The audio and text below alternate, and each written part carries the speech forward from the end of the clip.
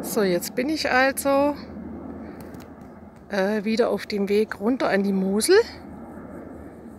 Die ist, ich schätze jetzt mal da unten, wo der LKW fährt, dahinter, hinter diesem hellen Feld oder im Grünen, da wo diese Häuserreihe jetzt ist, da ist wahrscheinlich die Mosel da unten. Ja, ist schon ganz schön hoch hier, ne? Also ich bin auch noch mal richtig hochgefahren. Boah, das war jetzt echt, das war aber heftig da, diese Steigung. Boah, und das geht also dann bis da hinten. Vielleicht sieht man sogar noch ein bisschen Mosel. Ich weiß nicht, was das ist da hinten.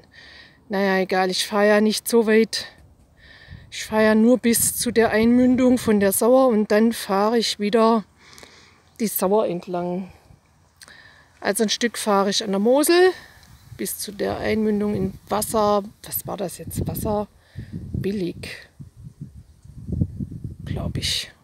Oder was? Wasserlisch. Ich kann mir das ja eh nicht merken. So, und dann geht es wieder in die Richtung und dann hinten irgendwo links wieder zurück. So, machen wir das mal.